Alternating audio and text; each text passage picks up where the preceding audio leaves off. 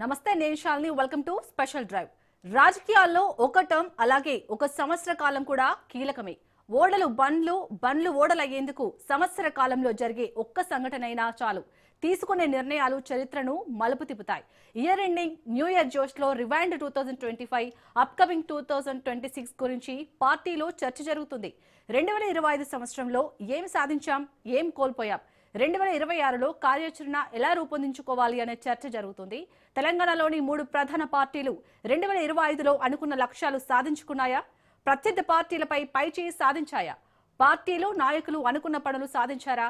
అధికార కాంగ్రెస్ లో అంతా సజావుగా సాగిందా అనే ఇష్యూస్ పై 2025 ఇయర్ రౌండప్ ఆసక్తిని కలిగిస్తుంది.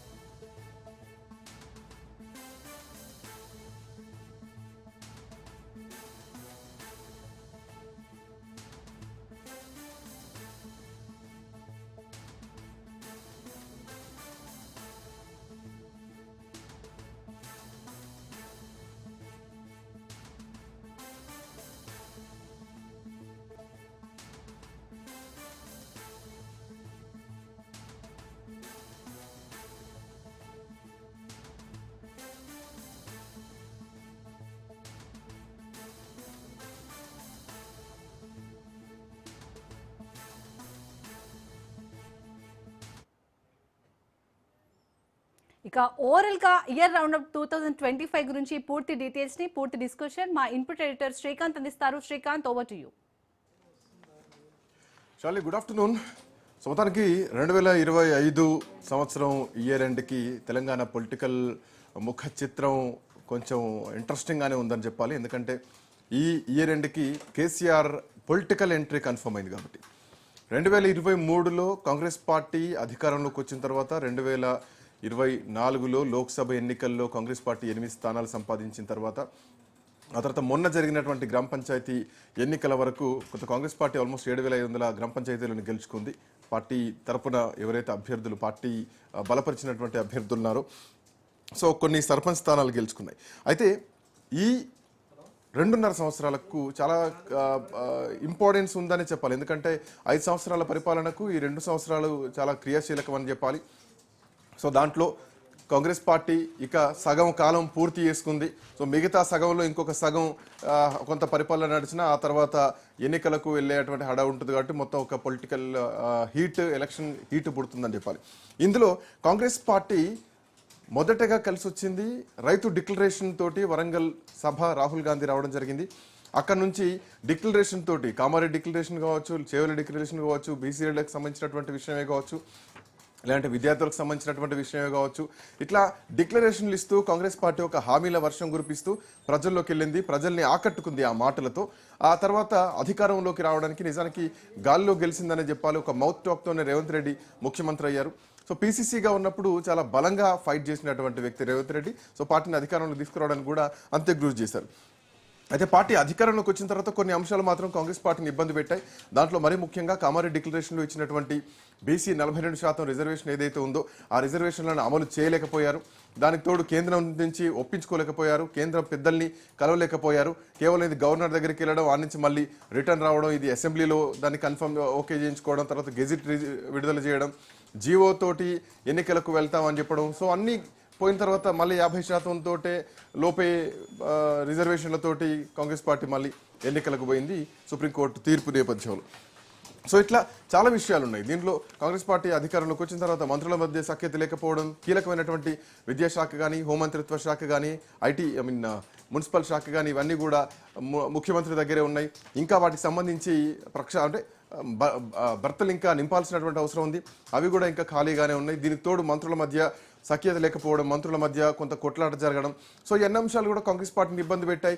బహిరంగంగానే ఎమ్మెల్యేలు బయటకు వచ్చి మాకు కనీసం నిధులు కూడా రావట్లేదు అని చెప్తున్నటువంటి పరిస్థితి. దీంట్లో హిల్ట్ భూములతోటి 5 లక్షల కోట్ల రూపాయల స్కామ్ చేస్తున్నారంటూ ప్రతిపక్షం ఆరోపించిన మరోవరి 2 సంవత్సరాల్లో కాంగ్రెస్ పార్టీ అధికారం ఉన్న తర్వాత ఒక ప్రజాపాలన అంటూ సంక్షేమ పథకాలని అమలు చేయించడంలో, రైతు భరోసా ఇవ్వడంలో, ఒక ఉచిత బస్సు విషయంలో తప్పితే మిగతా అన్నిటి విషయంలో కూడా కొన్ని ఎదురుదెబ్బలు ఎదుర్కొంది. హైడ్రా మరీ ముఖ్యంగా చాలా దెబ్బ కొట్టింది. ఇందులో గొప్పగా చెప్పుకోవాల్సినవి కొన్ని సర్పంచ్ స్థానాలు 7,500 పైచులకు సర్పంచులు గెలవడంతో పాటు జూబ్లీహిల్స్ ఉప ఎన్నికలో నవీన్ యాదవ్ గెలవడం కూడా కాంగ్రెస్ పార్టీ కొంత బూస్ట్ ఇచ్చినా కానీ ఈ మిగతా 2 సంవత్సరాలు ఎట్లా ఉండబోతుందనేది మాత్రం చూడాల్సినటువంటి అవసరం ఉంది. రైట్, మా కరెస్పాండెంట్ గాంధీ భవన్ నుంచి రాజు కూడా అందుబాటులో ఉన్నారు. Raju, good afternoon. Good afternoon Srikanth.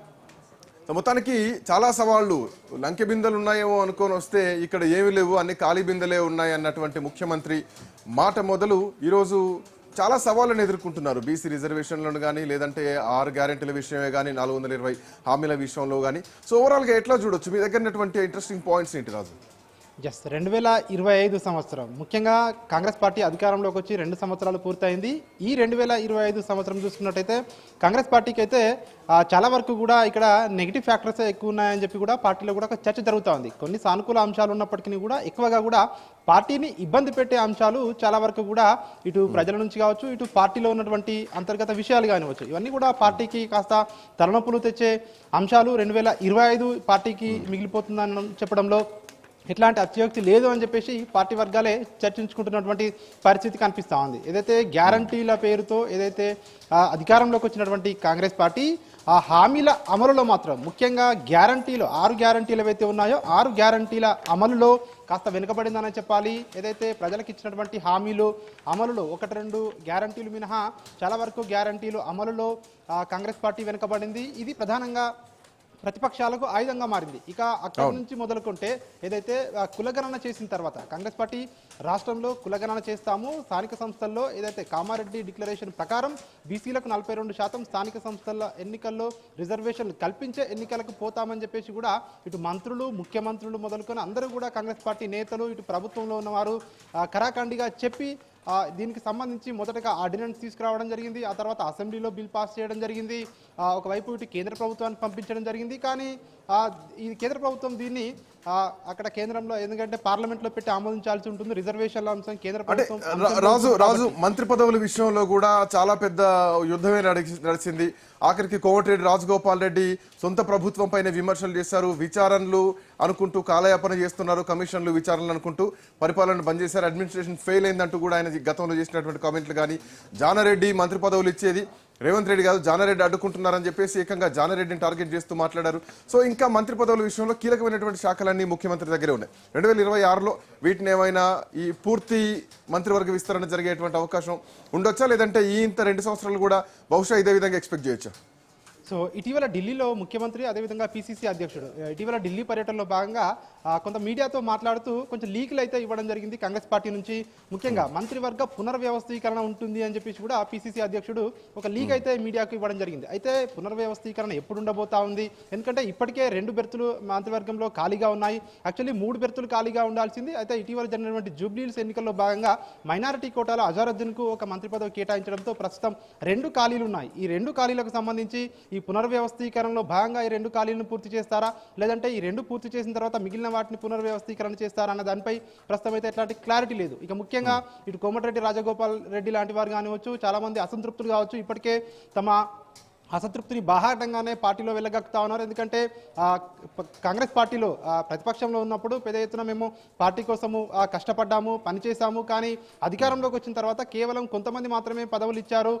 ఇటు మంత్రి పదవులతో పాటు కింది స్థాయి పదవులు కూడా పార్టీలో నియామకం కూడా చేసుకోలేకపోవడం, పిసిసి అధ్యక్షునిగా ఎవరైతే కొత్తగా నియామకం అవుతారో కింద ఉన్న కమిటీలన్నీ జనరల్గా రద్దు అయిపోతాయి. పిసిసి వర్కింగ్ ప్రెసిడెంట్లు కానివచ్చు, జనరల్ సెక్రటరీని కానివచ్చు. కానీ ప్రస్తుతం పిసిసి మహేష్ కుమార్ గౌడ్ ఏదైతే నియామకమైన తర్వాత కూడా పాత వాళ్ళే వర్కింగ్ ప్రెసిడెంట్ గా కొనసాగుతున్నారు. జగ్గారెడ్డి లాంటి వారు కావచ్చు, అదేవిధంగా మధుయాష్కి గౌడ్ లాంటి వారు కావచ్చు. ఎందుకంటే రాజు కొన్ని మేజర్ ప్రాబ్లమ్స్ కొన్ని ఉన్నాయి, అంటే ఇవి జనరల్ గా చర్చలోకి వస్తూనే ఉన్నాయి.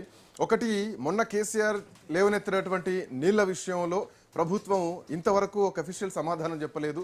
అండ్ పాయింట్ నెంబర్ 1, ఇంకొకటి పార్టీ ఫిరాయించినటువంటి ఎమ్మెల్యేల పరిస్థితి ఇంకా క్వశ్చన్ మార్కే ఉంది.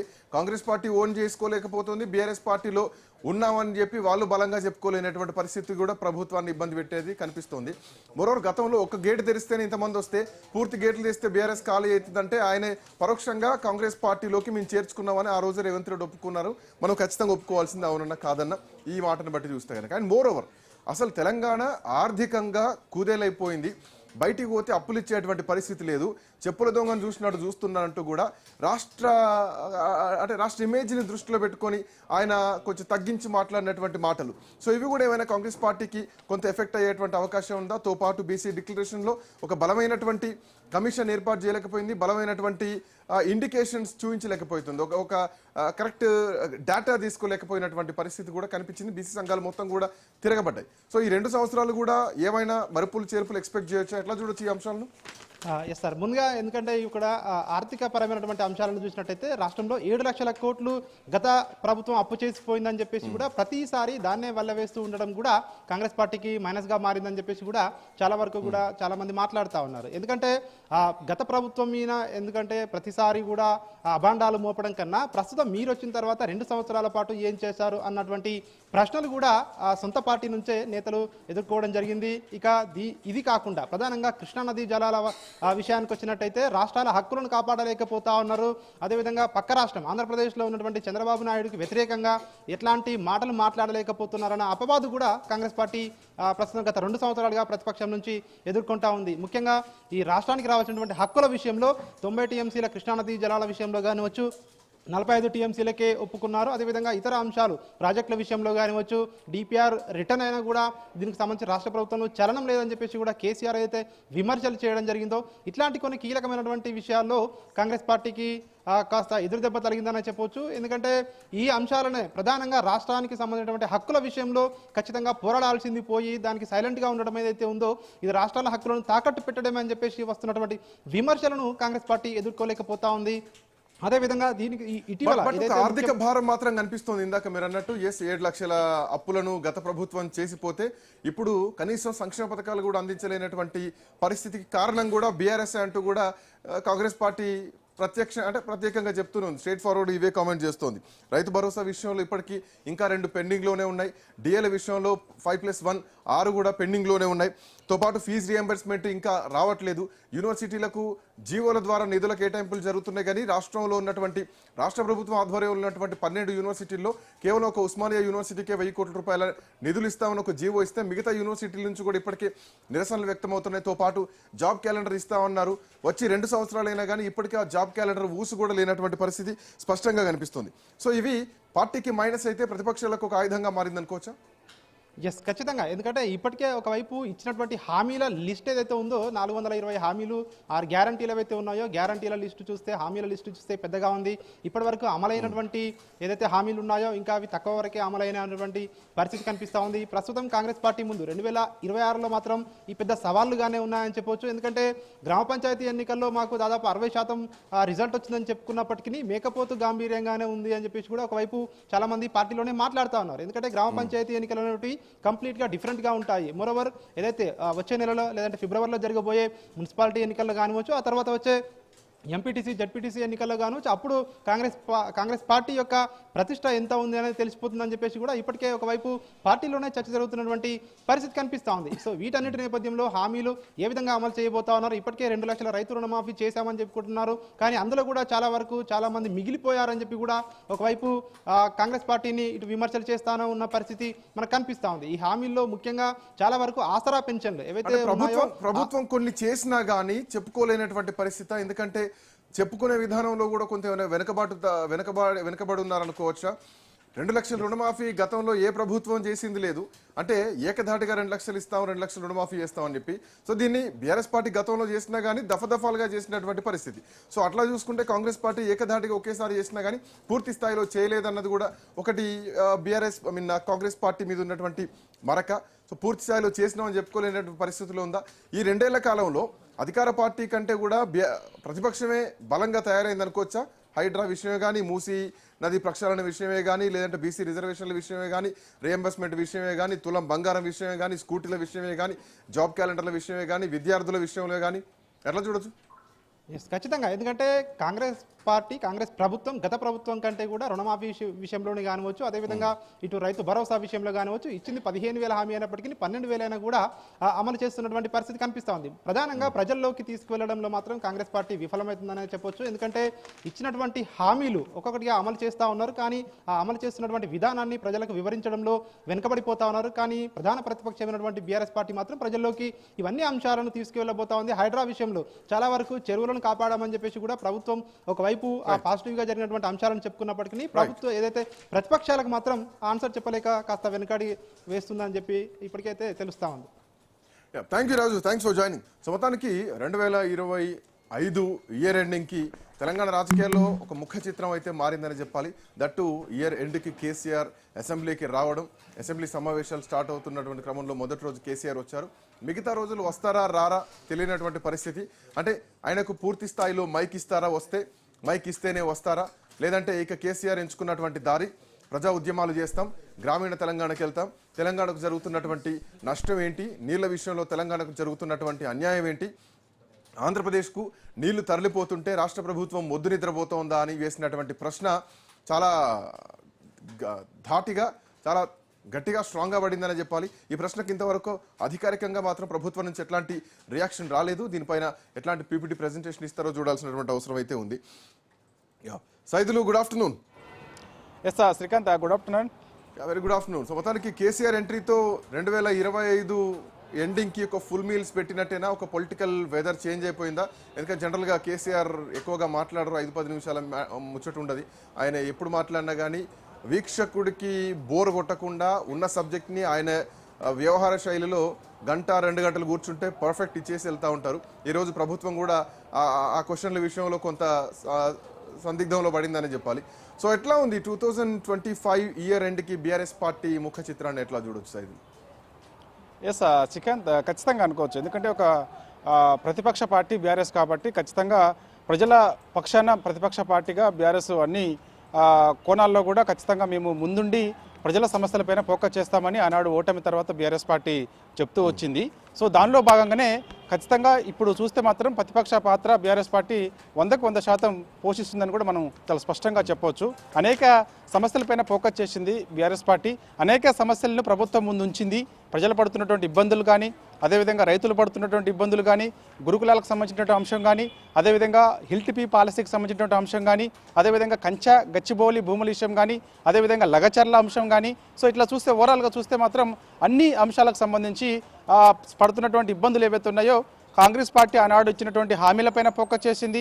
420 హామీలకు సంబంధించినటువంటి 6 గ్యారెంటీలపైన ప్రత్యేక ఫోకస్ చేసింది. ఇక మిగిలిన అంశాలకు సంబంధించి కూడా ప్రత్యేక ఫోకస్ చేసి, అదేవిధంగా ఇటు ప్రజాక్షేత్రంలో అసెంబ్లీ సాక్షిగా కూడా అన్ని అంశాలపైన ఫోకస్ చేసి ప్రభుత్వం ముందుంచింది. కాబట్టి ఖచ్చితంగా ప్రధాన ప్రతిపక్ష బీఆర్ఎస్ పార్టీ ఇటు ప్రజల పక్షాన పోరాడుతుంది అనేది నిరూపించుకున్నట్టుగా కూడా 2023లో ఒక భారీ చేంజ్ ఓవర్ అని చెప్పాలి. ప్రభుత్వం మారే టైంకు మేడిగడ్డ పిఎస్ కుంగిపోవడం కానీ, లేదంటే అప్పుడు అశోక్ నగర్లో విద్యార్థుల ఆత్మహత్యలు కానీ, రాహుల్ గాంధీ ఏకంగా అశోక్ నగర్ చౌరస్తాలకు వచ్చి కూర్చోవడం కానీ, విద్యార్థులకు హామీలు ఇవ్వడం కానీ.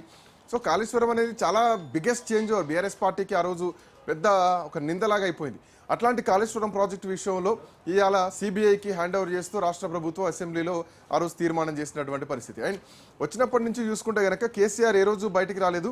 1-2 సార్లు అడపదడప బయటకు వచ్చినా, 1-2 బహిరంగ సభలు, రజతోత్సవ సభలు అంటే నల్గొండ సభకు వచ్చి మళ్ళీ వెళ్ళిపోయారు ఫామ్ హౌస్కి. చాలా కాలం తర్వాత ఈరోజు వచ్చారు. బట్ వచ్చినా కానీ కేటీఆర్కు నోటీసులు ఇచ్చారు, కేసీఆర్కు నోటీసులు ఇచ్చారు, హరీష్ రావుకు నోటీసులు ఇచ్చారు, గత ప్రభుత్వంలో ఆర్థిక శాఖ మంత్రిగా ఉన్నటువంటి ఈటెల రాజేందర్కు నోటీసులు ఇచ్చారు. ఇన్ని నోటీసులు ఇస్తే తెలంగాణ మొత్తం అగ్నిగుండం కావాలి, కానీ బీఆర్ఎస్ పార్టీ కేవలం ట్విట్టర్లకే పరిమితం అయింది అంటూ కవిత చేసినటువంటి కామెంట్ కూడా ఇంకొకటి highlight of the comment BRS పార్టీకి ఒక పెద్ద షాక్ అనే చెప్పాలి, ఒక దెబ్బ అనే చెప్పాలి. ఇప్పుడు ఆ లైన్లోంచి బయటకు వచ్చి ఇక ప్రజా ఉద్యమాలకు సిద్ధమవుతున్నట్టు కనిపిస్తోందా? ఈ అంశాల్లో ఏమైనా బీఆర్ఎస్ పార్టీని ఇబ్బంది పెట్టాయా, లేదంటే ఈ అంశాలతో ఇంకా బీఆర్ఎస్ పార్టీ స్ట్రాంగ్ అయిందనుకోవచ్చు? ఎస్ ఖచ్చితంగా శ్రీకాంత్. ఎందుకంటే ఒకవైపు వాస్తవంగా చెప్పాలంటే కాళేశ్వరం ప్రాజెక్ట్ విషయంలో ఎంతో ప్రతిష్టాత్మకంగా తీసుకొని బీఆర్ఎస్ పార్టీ ఆ రోజు అధికారంలో ఉన్నప్పుడు దాన్ని నిర్మించింది. అయితే అది కుప్పకూలిపోయింది. అది కట్టిన ప్రాజెక్టు 2 సంవత్సరాలకే కుప్పకూలిపోయిన ఆరోపణలు కాంగ్రెస్ పార్టీ చేసిన మాట వాస్తవం. సో నేరుగా రాహుల్ గాంధీ కూడా నేరుగా ఆ మేడిగడ్డ బ్యారేజ్ దగ్గరికి వెళ్ళి ఇగో ఇక్కడే పిల్లర్ కుంగిపోయింది, ఇక్కడే పగుళ్ళు వచ్చాయని చెప్పేసి కూడా ఆనాడు పిసిసి అధ్యక్షుడు ఉన్నటువంటి రేవంత్ రెడ్డి, సో కాంగ్రెస్ అగ్రనేత రాహుల్ గాంధీ నేరుగా మేడిగడ్డకి వెళ్ళారు, చూపించారు మీడియాకి. సో ఇదంతా ఒక భాగం. కానీ కాళేశ్వరం కమిషన్ సంబంధించి రిపోర్టు కేసీఆర్ అంటే కమిషన్ నుంచి నోటీసులు కేసీఆర్కి ఇచ్చినప్పుడు అగ్నిగుండం కావాల్సింది అగ్నిగుండం లాగా కాకుండా ఓన్లీ మీడియాకే పరిమితమయ్యారన్న విమర్శలు మాత్రం కవిత పెద్ద ఎత్తున చేసింది. సో అయినా సరే బీఆర్ఎస్ పార్టీ కూడా అంతే స్థాయిలో విమర్శల్ని పక్కన పెట్టి కవిత చేసినటువంటి విమర్శలు ఏవైతున్నాయో అవి పక్కన పెట్టి వాళ్ళు కూడా ఏ స్థాయిలో అయితే ప్రభుత్వానికి ఎట్లా జవాబు చెప్పాలి అంటే దాని మీద ఫోకస్ చేసింది. సో ప్రతిదీ కూడా వివరణ ఇచ్చే ప్రయత్నం చేసింది. అంటే వివరణ అంటే ఏంది, కాళేశ్వరం ప్రాజెక్ట్ అంటే ఏంటి, ఒక మేడిగడ్డే కాదు, అన్నారం సుందిల్లా బ్యారేజ్ ఇలా ఉంటుంది, ఇన్ని కిలోమీటర్ల మేర పైప్ లైన్ ఉంటుంది, ఇన్ని కిలోమీటర్ల మేర సొరంగ మార్గాలు ఉంటాయి, పంప్ హౌజులు ఉంటాయి అనేది పవర్ పాయింట్ ప్రజెంటేషన్ ద్వారాగా అన్ని జిల్లాల వ్యాప్తంగా కూడా పవర్ పాయింట్ ప్రజెంటేషన్ ఇచ్చి అదేవిధంగా తెలంగాణ భవన్ వేదిక కూడా వీటితో పాటు గతంలో అసలు కాళేశ్వరం ప్రాజెక్టుకి పర్మిషన్లే లేవని చెప్పేసి అసలు ఏ కమిటీ వేయలేదన్న కారణం నుంచి లేదు మేము కమిటీ ఉన్నాం, మాకు రావాల్సినటువంటి 11 జాతీయ సంస్థలు ఏవైతే ఉంటాయో ఆ 11 సంస్థల నుంచి మేము పర్మిషన్లు తీసుకున్న తర్వాతనే కాళేశ్వరం ప్రాజెక్ట్ని ముందడుగేసినాం, అంత ఆషమాషిగా ఏం కట్టలేదు.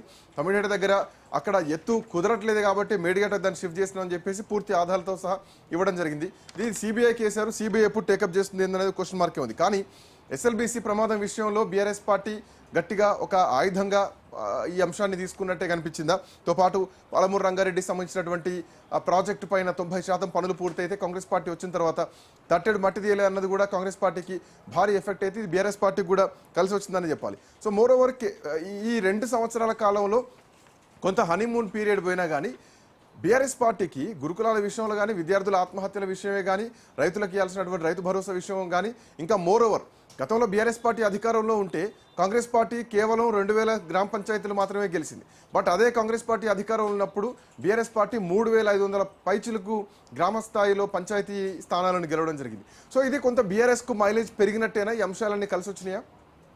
ఎస్ సార్, తప్పకుండా శ్రీకాంత్, ఖచ్చితంగా అని చెప్పవచ్చు. ఎందుకంటే ఆనాడు బీఆర్ఎస్ పార్టీ 10 ఏళ్ళ అధికారంలో ఉన్నప్పుడు చాలా తక్కువ గ్రామ పంచాయతీలే కాంగ్రెస్ పార్టీ కైవసం చేసుకుంది. కానీ ఇవాళ కాంగ్రెస్ పార్టీ అధికారంలోకి వచ్చి 2 ఏళ్ళు పూర్తి చేసుకుంది, ఇచ్చినటువంటి హామీలు పూర్తి చేశామని చెప్తుంది.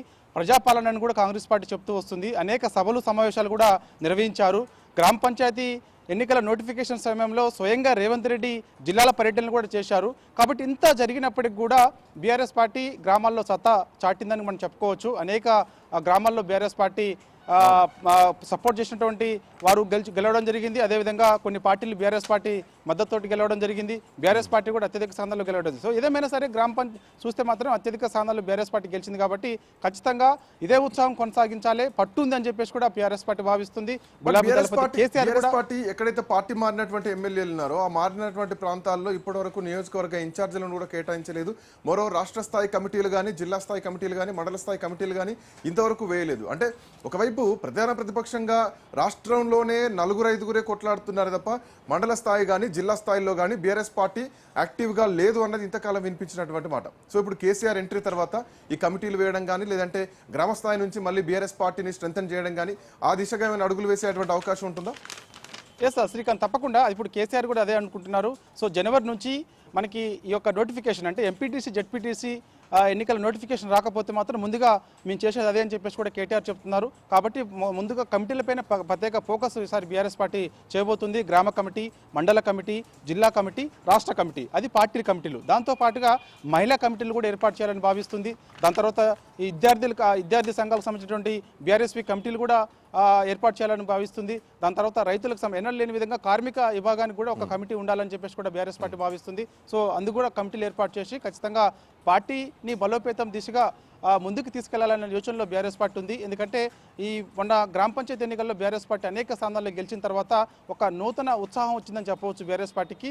ఇదే ఉత్సాహంతో ముందుకెళ్లాలని చెప్పేసి కూడా భావిస్తున్నారు. అందుకు ఇప్పుడు పార్టీ మారినటువంటి నియోజకవర్గాల్లో కూడా 10 నియోజకవర్గాల్లో కూడా ఇన్ఛార్జీలు నియమించలేదన్నమాట వాస్తవం. ఎందుకంటే పార్టీ మారినటువంటి ఎమ్మెల్యేలపైన అర్హత వేటు పడిన తర్వాత అక్కడ వచ్చే పరిస్థితిని బట్టి ఆ పార్టీ నిర్ణయం మేరకు ఎవరైనా ఒక అభ్యర్థిని కొంత అప్పటికప్పుడు వ్యతిరేకత పోయిండొచ్చా? ఎందుకంటే ప్రజలు కూడా చాలా వ్యతిరేకత ఉండి ఆ రోజు విపరీతంగా పెరిగిపోయింది.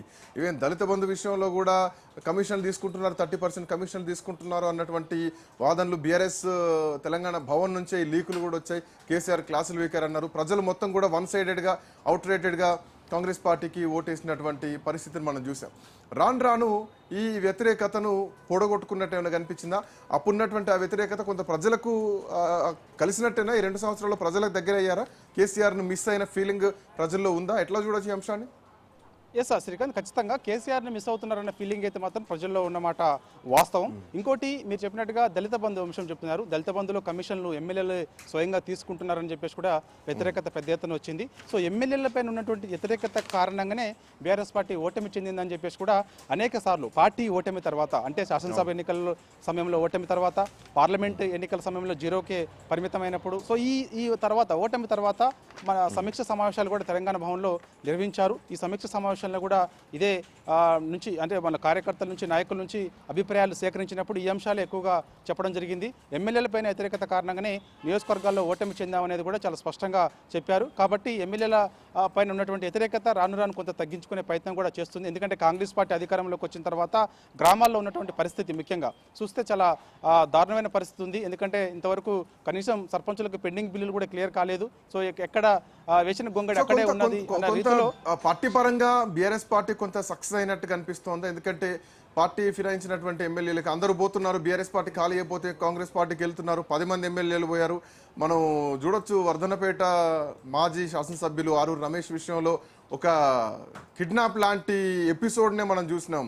అక్కడికి వెళ్ళి ఎర్రబెల్లి దయాకర్ రావు ఆరూరు రమేష్ను ప్రెస్ మీట్లోంచి తీసుకొని కారులో తీసుకొని వెళ్ళిపోవడం, ఎక్కడికి పోతున్నారో తెలియదు. ఆ తర్వాత తెలంగాణ భవన్లో ప్రత్యక్షం అయ్యారు. సో ఇట్లా చాలా ఇంపాక్ట్ అయితే పడింది. పార్టీ నుంచి వదిలి వెళ్ళిపోయిన 10 మంది ఎమ్మెల్యేల తర్వాత ఇంకా పోతారేమో అనుకుంటే ఎవరు గారి కదలట్లేదు. కదలకుండా ప్రభుత్వాన్ని, అంటే ప్రభుత్వం ఆటోమేటిక్గా వీక్ అవుతోంది. ఇది ప్రతిపక్షానికి కలిసి వస్తుంది. ఈ విధంగా వలసలు వెళ్లకుండా కొంత బీఆర్ఎస్ పార్టీ సక్సెస్ అయింది అనుకోవచ్చా? ఎస్, తప్పకుండా శ్రీకాంత్, ఖచ్చితంగా సక్సెస్ అనుకోవచ్చు. ఎందుకంటే ఆనాడు 10 మంది ఎమ్మెల్యేలు అంటే బీఆర్ఎస్ పార్టీ నుంచి గెలిచి అధికార కాంగ్రెస్ పార్టీ పోయినప్పుడు, తర్వాత ఉన్నటువంటి కొంతమంది మాజీ ఎమ్మెల్యేలు కూడా కాంగ్రెస్ కాండో కప్పుకుంటున్న సమయంలో చాలా వరకు బీఆర్ఎస్ పార్టీ ఖాళీ అవుతుంది, ఇక బీఆర్ఎస్ పార్టీ కనుమరుగు అవడం ఖాయమని వివిధ స్పెక్యులేషన్స్ పెద్ద ఎత్తున జరిగాయి. కానీ వాటన్నిటిని కూడా వాటికన్నిటికి కూడా చెక్ పెడుతూ ఎంతో వ్యూహాత్మకంగా అడుగులు వేసింది బీఆర్ఎస్ పార్టీ. సక్సెస్ అయిందని కూడా చెప్పవచ్చు. ఎందుకంటే గ్రేటర్ హైదరాబాద్ పరిధిలో దాదాపుగా అంతా ఖాళీ అవుతుందని కూడా స్పెక్యులేషన్స్ వచ్చాయి. మనకు చూస్తే ఉప్పల్ ఎమ్మెల్యే వెళ్తున్నారని, ఎల్బీనగర్ ఎమ్మెల్యే వెళ్తున్నారని, ముషిరాబాద్ ఎమ్మెల్యే వెళ్తున్నారని, కుత్బుల్లాపూర్ ఎమ్మెల్యే వెళ్తున్నారని, మహేశ్వరం ఎమ్మెల్యే వెళ్తున్నారని, సో అదే ఇట్లా పటాన్చెరు ఎమ్మెల్యే ఆల్రెడీ వెళ్ళిపోయారు. సో ఇట్లా చూస్తే కూకట్పల్లి ఎమ్మెల్యే వెళ్తున్నారని, సో ఈ విధంగా స్పెక్యులేషన్స్ పెద్ద ఎత్తున వచ్చాయి. బీఆర్ఎస్ పార్టీకి పట్టున్నటువంటి గ్రేటర్లో కూడా ఆ పట్టు కోల్పోతుందని కూడా స్పెక్యులేషన్స్ వచ్చాయి. కానీ వాటన్నిటికి కూడా చెక్ పెట్టింది బీఆర్ఎస్ పార్టీ అని కూడా మనం చెప్పవచ్చు. దీంట్లో మాత్రం సక్సెస్ సాధించిందని కూడా ఖచ్చితంగా చెప్పవచ్చు. కాబట్టి ఇప్పుడు ఇక ఎవరు కూడా పార్టీ మారే ప్రసక్తే లేదు. ఎంతో ఉత్సాహంతో ముందుకెళ్లాలని భావిస్తున్నారు. రానున్న రోజులలో గులాబీ జెండా ఎగరడం ఖాయం అని చెప్పేసి కూడా అంతే ధీమాతో బీఆర్ఎస్ పార్టీ ఉంది. సో ఇదే సంకేతం కూడా వర్కింగ్ ప్రెసిడెంట్ కేటీఆర్ చెప్తున్నారు. గులాబీ దళపతి కేసీఆర్ అధ్యక్షతన జరిగినటువంటి ప్రతి సమావేశంలో కూడా ఇదే చెప్తున్నారు. ఇంకొకటి మనం చూడొచ్చు, కామారెడ్డిలో కేసీఆర్ పోటీ చేశారు, గజ్వేల్లో పోటీ చేశారు. కామారెడ్డి విషయానికి వస్తే కామారెడ్డిలో కేసీఆర్ మీద రేవంత్ రెడ్డి రంగంలో దిగి నిన్ను ఓడిస్తారన్నారు. అక్కడ గజ్వేల్లో ఈటల రాజేందర్ కేసీఆర్ పైన పోటీ చేశారు.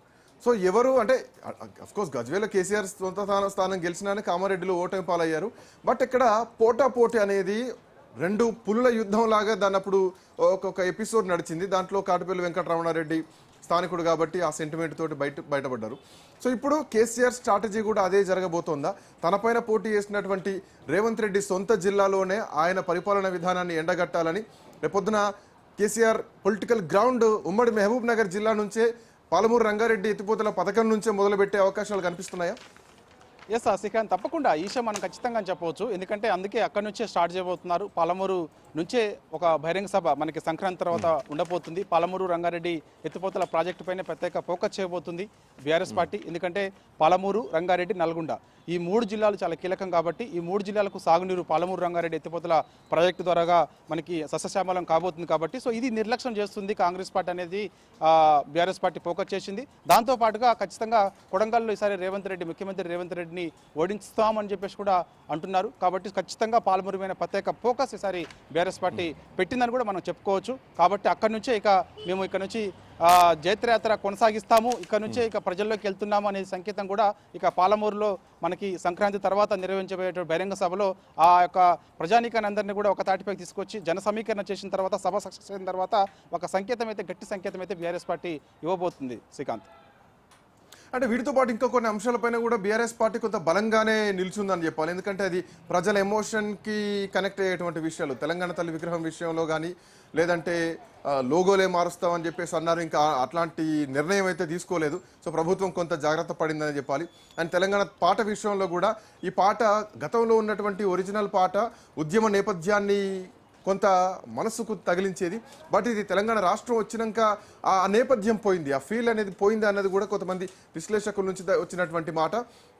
తో పాటు మొన్న జరిగినటువంటి ఎస్పీ బాలసుబ్రహ్మణ్యం విగ్రహం విషయంలో రాష్ట్ర ప్రభుత్వం తీసుకున్నటువంటి నిర్ణయం ఏదైతే ఉందో రవీంద్ర భారతిలో పెట్టడం, సో ఇవన్నీ కూడా ప్రభుత్వానికి, అంటే ప్రభుత్వం ముందడుగు వేసినా కానీ ఇది ప్రతిపక్షాలకు కొంత స్ట్రాంగ్ చేసిందని చెప్పొచ్చుగా. మరి ముఖ్యంగా తెలంగాణ తల్లి విగ్రహం విషయంలో ఖచ్చితంగా తెలంగాణ తల్లి విగ్రహాన్ని మార్చినప్పుడు బీఆర్ఎస్ పార్టీ ప్రజల్లోకి విస్తృతంగా తీసుకెళ్లింది, సక్సెస్ అయిందని కూడా మనం చెప్పవచ్చు. తెలంగాణ తల్లి విగ్రహాన్ని మార్చినప్పుడే ఖచ్చితంగా ఇది తెలంగాణ తల్లి విగ్రహం కాదు, ఇది పక్కా కాంగ్రెస్ తల్లి విగ్రహం అని చెప్పేసి కూడా చెప్పడం జరిగింది. ఒక స్టేట్మెంట్ కూడా బహిరంగంగానే ఇవ్వడం జరిగింది. అనేక చోట్ల కూడా, అంటే ప్రస్తుతం మనకి కలెక్టరేట్లో కూడా తెలంగాణ తల్లి విగ్రహం మార్చిన తర్వాత అన్ని కలెక్టరేట్లో కూడా తెలంగాణ తల్లి విగ్రహం మార్చినటువంటి తెలంగాణ తల్లి విగ్రహం ఉండాలని చెప్పేసి కూడా ప్రభుత్వం ఒక నిర్ణయానికి వచ్చింది. అన్ని కలెక్టరేట్లో కూడా నిర్ణయించబోతుంది. కానీ బీఆర్ఎస్ పార్టీ మాత్రం అదే చెప్పింది, ఇప్పుడు తెలంగాణ తల్లి విగ్రహాన్ని మారుస్తున్నారు, సో కాంగ్రెస్ పార్టీ 5 ఏళ్ళు మాత్రమే అధికారంలో ఉండబోతుంది, ఖచ్చితంగా మేము నెక్స్ట్ అధికారంలోకి వస్తాం, మళ్ళీ తెలంగాణ తల్లి విగ్రహం గతంలో ఏ విధంగా ఉన్నదో అదే విధంగా మళ్ళీ తెలంగాణ తల్లి విగ్రహం ఉంటుంది అని చెప్పేసి కూడా అన్నారు. సో ఆ స్టేట్మెంట్ చాలా బిగ్ స్టేట్మెంట్ అని చెప్పవచ్చు. ఎందుకంటే మనకి సచివాలయం ఎదురుగా ఉన్నటువంటి ఆ ప్లేస్ ఏదైతే ఉందో అమరవీరుల స్తూపం, అదేవిధంగా సచివాలయం మధ్యలో కొంచెం ఓపెన్ ప్లేస్ ఉంటుంది. సో యాక్చువల్గా అక్కడ తెలంగాణ తల్లి విగ్రహం ఏర్పాటు చేయాలని చెప్పేసి బీఆర్ఎస్ పార్టీ భావించింది. కానీ అక్కడ రాజీవ్ గాంధీ విగ్రహం పెట్టడం జరిగింది. కానీ ఆ రాజీవ్ గాంధీ విగ్రహం పెట్టినప్పుడు కేటీఆర్ ఒక చాలా బిగ్ స్టేట్మెంట్ చేశారు, రాజీవ్ గాంధీ విగ్రహాన్ని ఇంటికి పంపిస్తాం, గాంధీ భవన్కి పంపిస్తాం, ఖచ్చితంగా అక్కడ తెలంగాణ తల్లి విగ్రహం పెడతాము, అది కూడా మళ్ళీ ఇప్పుడు తెలంగాణ తల్లి విగ్రహాన్ని మార్చినంత కాదు, పాత తెలంగాణ తల్లి విగ్రహాన్ని అక్కడ పెడతామని చెప్పేసి కూడా చెప్పడం జరిగింది. అంటే ప్రతిదీ కూడా మేము అధికారంలోకి వచ్చిన తర్వాత ఎట్లయితే పాలన జరిగిందో 10 ఏళ్ల పాటు మళ్ళీ అదే పాలన ఉండబోతుంది అనేది ఇచ్చిందనమాట ప్రజలకి. సో అది అందులో బీఆర్ఎస్ పార్టీ సక్సెస్ చేసిందని కూడా మనం చెప్పవచ్చు, సక్సెస్ సాధించిందని కూడా చెప్పవచ్చు. అంటే 2026 ఎట్లా చూడొచ్చు మనం? ఈ బీఆర్ఎస్ పార్టీ ఇంకా కొంత హీట్ పెరిగిందని అనుకోవచ్చా?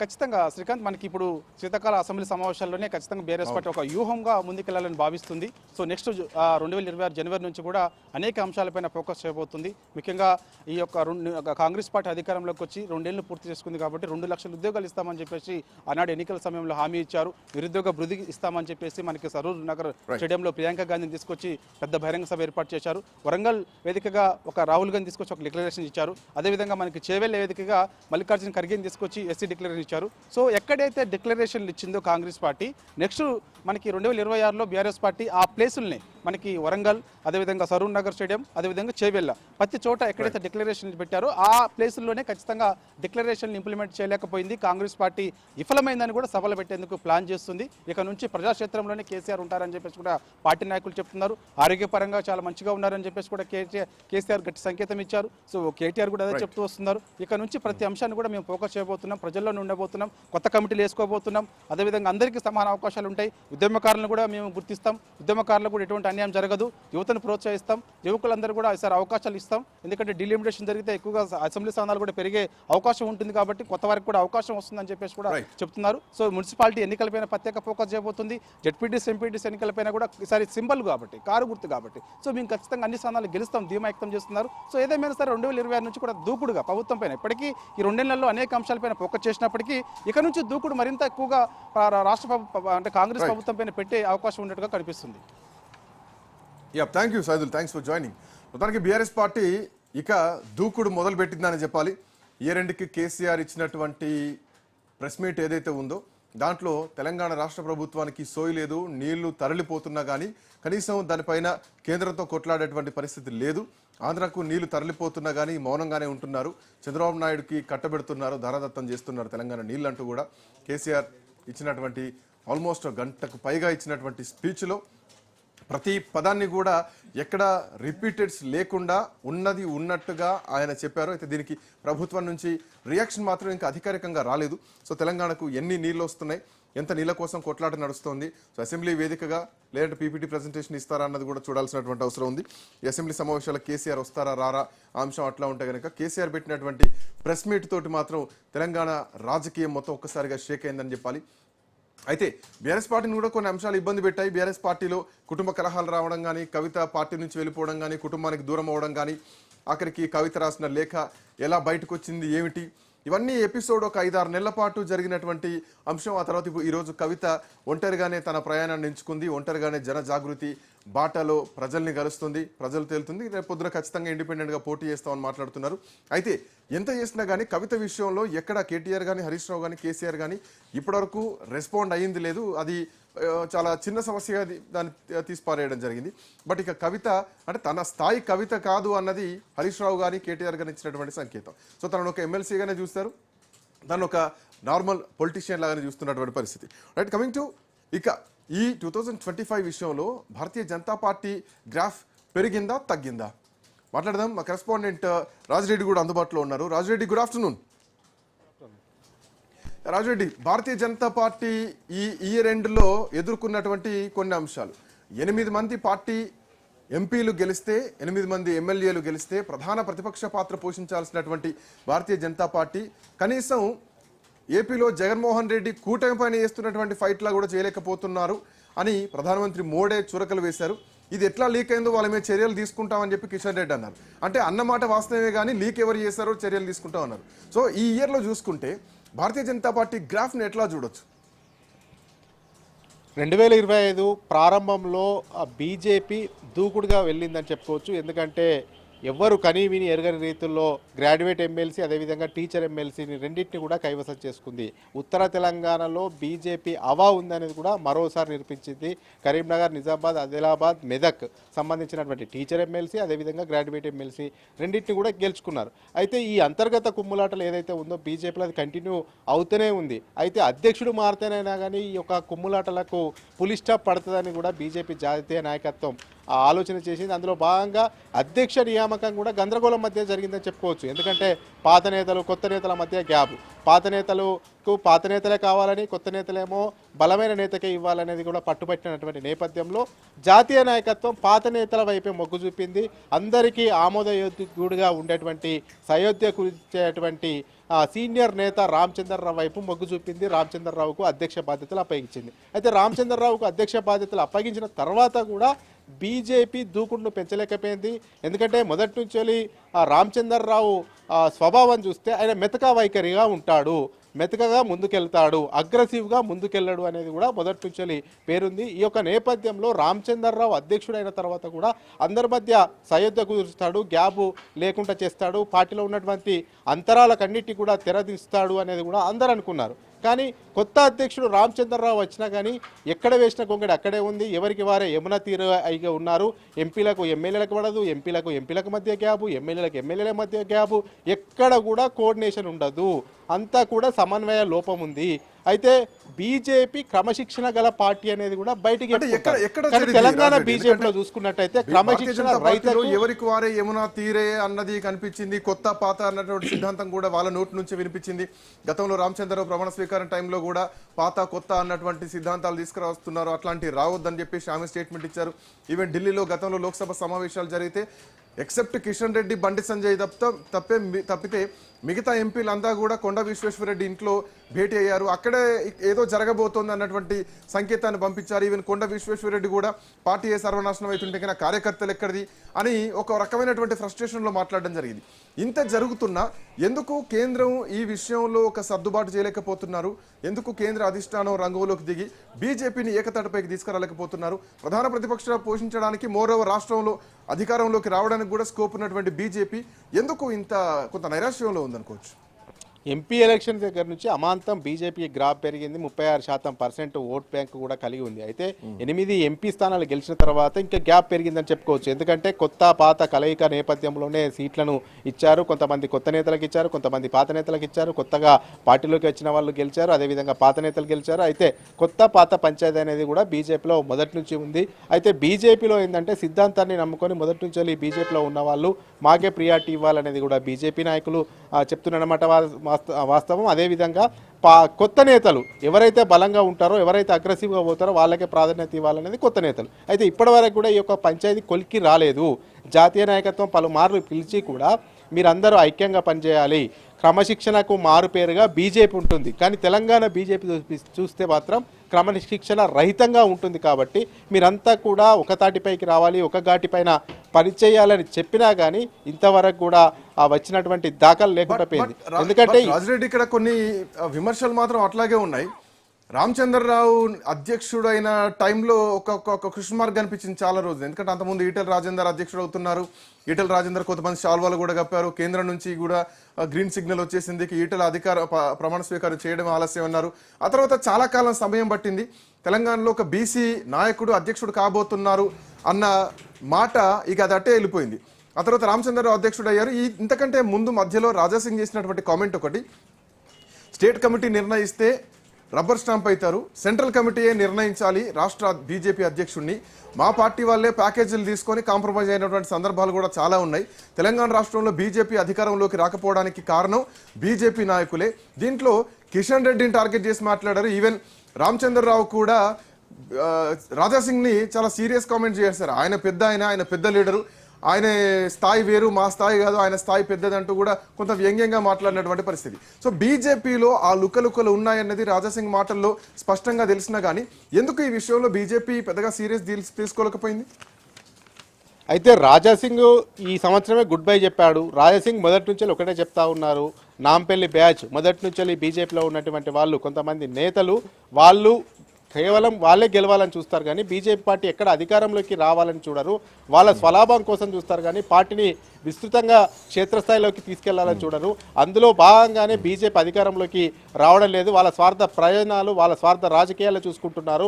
ఏమున్నా ఒక 3-4 నాయకులు గెలిస్తే సరిపోతుంది. ఇక రాష్ట్రంలో బీజేపీ అవసరం ఉన్నా లేకున్నా ఒకటే, మిగతా వాళ్ళు గెలిచినా ఓడినా ఒకటే అనే ఉద్దేశంతోనే ఆ నాయకులు ఉంటారు అనేది కూడా నేరుగా కిషన్ రెడ్డిని టార్గెట్ చేస్తూ, లక్ష్మణ్ని టార్గెట్ చేస్తూ పలుమార్లు విమర్శలు చేసినటువంటి సందర్భాలు ఉన్నాయి. రాజాసింగ్ మొదటి నుంచి ఒకటే చెప్తా ఉన్నారు, బీజేపీ బలపడాలి అంటే, రాష్ట్రంలో అధికారంలోకి రావాలంటే అందరూ ఐక్యంగా ఉండాలి, కలిసిమెలిసి పనిచేయాలి. అదేవిధంగా దమ్మున్న నాయకుడు, గట్స్ ఉన్న నాయకుడు, పార్టీని క్షేత్రస్థాయిలోకి తీసుకెళ్లే నాయకుడు అయితేనే బీజేపీ అధికారంలోకి రాగలుగుతుంది, అందరిని ఏకతాటిపైకి తీసుకెళ్లే నాయకుడు అయితేనే రాగలుగుతుంది. కానీ రబ్బర్ స్టాంప్ లాంటి అధ్యక్షుని తీసుకొచ్చి పెట్టారు. అందులో భాగంగా ఇప్పుడు కొత్త అధ్యక్షుడు రావడానికి కీలక కారణం కిషన్ రెడ్డి జాతీయ నాయకత్వానికి రామచంద్రరావు పేరు రికమెండ్ చేశారు. అందులో భాగంగానే రామచంద్రరావుకు అధ్యక్ష బాధ్యతలు అప్పగించారు. కానీ ఇప్పుడు అధ్యక్షుడు అయిన తర్వాత పార్టీ కూడా ఏమాత్రం గాడిలో పడలేదు, కాషాయము రథం ముందుకు కదలట్లేదు అనేది కూడా బీజేపీ వర్గాల్లో చర్చ జరుగుతుంది. అయితే తెలంగాణ అంటేనే ఒక విప్లవ భావజాలం ఉంటుంది. తెలంగాణ గ్రౌండ్ అంతా కూడా అవునన్నా కాదన్నా కొంత మాస్ ఉంటుంది, మాస్ పాలిటిక్స్ కూడా నడుస్తూ ఉంటాయి. గతంలో కేసీఆర్ స్టైల్లో చూసుకున్నా కానీ, ఆ తర్వాత రేవంత్ రెడ్డి పీసీసీగా ఉన్నప్పుడు చూసుకున్నా, ఈవెన్ బీజేపీలో బండి సంజయ్ అధ్యక్షుడిగా ఉన్నటువంటి టైంలో చూసుకున్నా కానీ ఆ బీజేపీ గ్రాఫ్ పెరగడానికి కూడా ఒక మాస్ లీడర్ కారణం అని చెప్పాలి. ఆ మాస్ పాలిటిక్స్ తెలంగాణకు అలవాటు, తెలంగాణ కూడా అదే జోనర్లో చూస్తూ ఉంటుంది. బట్ ఇప్పుడున్నటువంటి పరిస్థితుల్లో బండి సంజయ్, కిషన్ రెడ్డి ఆ రోజు అధ్యక్ష పదవి టైంలో కూడా బండి సంజయ్ అన్న కనీసం ఈ అధ్యక్షుడినన్న పని చేసుకొని ఏంటన్నా అని చెప్పి మాట్లాడారు. అంటే భారతీయ జనతా పార్టీలో ఒకరు ఒక గాడి పైన ఉండరు, ఎవరికి వారన్నట్టుగానే ఉంటారు. ఈవెన్ రామచంద్రరావు విషయంలో కూడా తెలంగాణకు ఒక మాస్ లీడర్ కావాలి, మాస్ ఐడెంటిఫికేషన్ ఉండాలి, అట్లాంటిది లేదు. పార్టీ పరంగానే దీన్ని తీసుకున్నారు. And moreover Dharmapuri Arvind ఒక మాట అన్నారు మొన్న జూబ్లీహిల్స్ నియోజకవర్గ ఉప ఎన్నిక టైంలో, నా నియోజకవర్గం కాదు, నాకేం తెలుసు, సికింద్రాబాద్ కిషన్ రెడ్డి గారికి ఎందుకు వస్తుంది, అభ్యర్థి గురించి సికింద్రాబాద్లో అడగండి, నన్ను ఎందుకు అడుగుతారని చెప్పేసి మాట్లాడారు. సో కిషన్ రెడ్డి వర్సెస్ మిగతా బీజేపీ నాయకులు అనుకోవచ్చా? ఎట్లా చూడొచ్చు అంశాన్ని?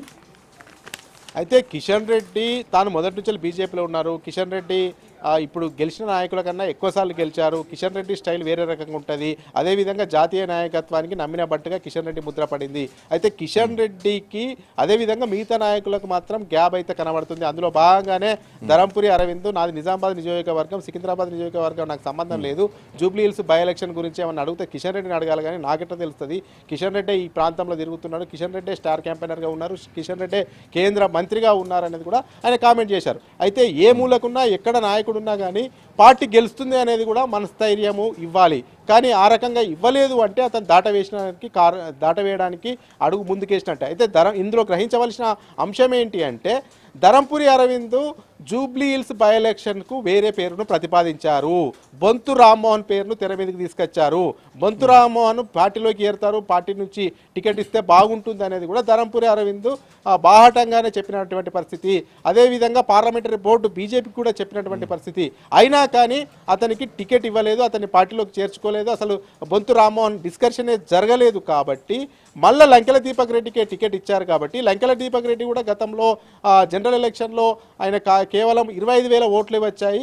మళ్ళీ ఇప్పుడు సీట్ ఇచ్చినా కానీ అతను గెలిచే పరిస్థితిలో లేడు. కాబట్టే ఆ రకమైనటువంటి కామెంట్ చేసినట్టు అర్థం చేసుకోవాలి. ఓవైపు ధరంపురి అరవింద్ ఒక అభ్యర్థిని, ఇతనైతే బాగుంటుంది, అతను గతంలో మేయర్గా కూడా పనిచేశాడు, కానీ ఇప్పుడు అతని పేరును ప్రతిపాదించాను, అతను అయితే బీజేపీకి బాగా కలిసి వస్తుంది అనేది కూడా అది ప్రతిపాదన పెట్టాడు. అతని ప్రతిపాదనను కిషన్ రెడ్డి మిగతా వాళ్ళు తిరస్కరించారు. ఈ యొక్క నేపథ్యంలోనే అటు కిషన్ రెడ్డికి ఇటు ధరంపురికి గ్యాప్ వచ్చినటువంటి నేపథ్యంలోనే ఈ రకమైనటువంటి కామెంట్ చేసిందని మనం చెప్పుకోవచ్చు. అంటే వీటితో పాటు భారతీయ జనతా పార్టీ ఈ సంవత్సరంలో 2025లో బీసీ నినాదం విషయంలో కూడా కొంత ఇబ్బందులు ఎదుర్కొన్నాయి. ఎందుకంటే ఓవైపు కాంగ్రెస్ పార్టీ 42% రిజర్వేషన్ స్థానిక సంస్థల్లో ఇస్తాం బీసీల రిజర్వేషన్ అంటే కేంద్రం మెడలు వంచి కొట్లాడాల్సినటువంటి బాధ్యత భారతీయ జనతా పార్టీది. 8 మంది ఎంపీలు ఉన్నారు, కనీసం ఈ విషయంలో నోరు తెరస్తలేరు, ఎవరూ కొట్లాడట్లేదు, రాజీనామాలు చేసి బీసీ రిజర్వేషన్ కోసం కొట్లాడాల్సినటువంటి పరిస్థితి ఉంది. బట్ కేంద్ర ప్రభుత్వం చేతిలో ఉన్నా కానీ ఎందుకు ఈ విషయం పైన బీజేపీ ఎంపీలు ఫైట్ చేయలేకపోతున్నారు అన్నటువంటి ప్రశ్న అట్లా ఉండగానే రామచంద్రరావు ఇంకో కామెంట్ చేశారు ఢిల్లీలో ఉన్నప్పుడు, మాకే సంబంధం, వాళ్ళు ఇచ్చిన హామీ వాళ్ళు అమలు చేసుకోవాలని. బట్ కేంద్రం రాష్ట్రం సమన్వయం లేకుండా బీసీ రిజర్వేషన్లు రావు అన్నది అందరికీ తెలిసినటువంటి విషయమే. ఈ విషయంలో బీజేపీ ఏమైనా కార్నర్ అయిందనుకోవచ్చు ఈ సంవత్సరం? ఖచ్చితంగా బీజేపీ అయితే ఒకటే చెప్తా ఉంది, ఈ బీసీ రిజర్వేషన్కు బీజేపీకి సంబంధం లేదు. బీసీ రిజర్వేషన్ కావాలంటే అక్కడ రాజ్యాంగంలో చేంజ్ కావాల్సింది ఉంటుంది. అదేవిధంగా పార్లమెంట్లో ఇది ఒక చట్టం తీసుకురావాల్సి ఉంటుంది. ఇదంతా జరగనటువంటి నేపథ్యంలోనే మహారాష్ట్రలో బీజేపీ ప్రభుత్వం ఉంది. మహారాష్ట్రలో మేము చేసుకోవాలనుకుంటే 42% చేసుకోకపోదుమా? కానీ ఇదంతా కూడా ఇచ్చినటువంటి హామీ కాంగ్రెస్, నెరవేర్చని హామీ కాంగ్రెస్. మళ్ళీ బీసీలకు 42% కేంద్రం కోర్టులో ఉంది, కేంద్రం పరిధిలో ఉంది, కేంద్రమే ఆమోదం తెలపట్లేదు. ఇప్పటికే రాష్ట్రపతికి, గవర్నర్కు మేము బిల్లులు పంపించాము, అయినా కానీ పార్లమెంట్లో ఈ బిల్లుపై దీనిపైన డిస్కషన్ చేయట్లేదు. అదేవిధంగా 2/3 ఆమోదం తెలపట్లేదు, రాజ్యాంగ సవరణ చేయట్లేదు అనేది కూడా కాంగ్రెస్ కావాలనే బట్టగాల్చి మీదేస్తుంది. ఉదాహరణకు మహారాష్ట్రలో మా ప్రభుత్వం ఉంది, మహారాష్ట్రలో కూడా 42% రిజర్వేషన్లు మేము ఇచ్చుకుంటాం కదా. అదేవిధంగా మిగతా రాష్ట్రాల్లో కూడా బీజేపీ సర్కార్ ఉంది కదా, అక్కడ కూడా 42% ఇచ్చుకుంటాం కదా. ఇది సాధ్యం కాదు. కేవలం అప్పుడు గతంలో జయలలిత తమిళనాడులో ఉన్నప్పుడు జయలలిత ఈ యొక్క రాజ్యాంగ సవరణ చేసింది కాబట్టి అప్పుడు సాధ్యమైంది. ఇప్పుడు సాధ్యం కాని అంశాన్ని తీసుకొచ్చి బోడుగుండుకు మొఖాలకు ముడిపెట్టడము, అది అంతా కూడా కాంగ్రెస్ రాజకీయ డ్రామా అంటూ బీజేపీ చెప్పుకొస్తుంది. మొత్తానికి చూసుకున్నట్టయితే శ్రీకాంత్, ఇక్కడ స్పష్టమైనటువంటి గ్యాప్ ఉంది. తెలంగాణలో బీజేపీ క్రమశిక్షణ రహితంగా ఉంది. ఎవరికి వారే యమునా తీరై ఉంటున్నారు, ఒక గొడుగు కిందికి రావట్లేదు. ఎవరికి వారే నేనంటే నేనే లీడర్ అంటున్నారు. ఒకరి ఆధ్వర్యంలో ఒక అధ్యక్షతన పనిచేయట్లేదు. సమన్వయ లోపం స్పష్టం కనబడుతుంది. బీజేపీ అందుకే తెలంగాణలో అధికారంలోకి రాలేకపోతుంది, అందుకే బలపడలేకపోతుంది అనేది కూడా బీజేపీ వర్గాలే సాక్షాత్తు మాట్లాడుకుంటున్నటువంటి అంశాన్ని మనం గమనించాలి. Thank you Raja Reddy, thanks for joining. మొత్తానికి తెలంగాణలో పొలిటికల్ వెదర్ మాత్రం ఈ సంవత్సరం చాలా రసవత్తరంగా మారిందని చెప్పాలి. ఇక రాబోయేటువంటి కాలంలో కేసీఆర్ ఎంట్రీ అనేదే ఇది ప్రధానమైనటువంటి అంశం ఈ సంవత్సరం చివరంకంలో జరిగినటువంటి రాజకీయ ఒక ముఖ చిత్ర మార్పులో కేసీఆర్ ఎంట్రీ అనేది ప్రధానమైనటువంటి అంశం. కేసీఆర్ వచ్చారు. కేసీఆర్ ఇక నుంచి ప్రత్యక్ష రాజకీయాల్లో ఉంటాం. 2 సంవత్సరాలు హనీమూన్ పీరియడ్ అంటే 6 నెలలు ఇస్తారు, కానీ 2 సంవత్సరాలు ఓపికబట్టినాం. ఇక రంగంలోకి కేసీఆర్ దిగి నీళ్ల కోసం మరొక ఉద్యమం చేయబోతున్నారు. సో చూడాలి ఎట్లాంటి పరిణామాలు ఉండబోతున్నాయి. సో మొత్తానికి 2025లో అన్ని పార్టీలకు సంబంధించినటువంటి ఒక రౌండ్ అప్ ఇదని చెప్పాలి. That's all for now. Next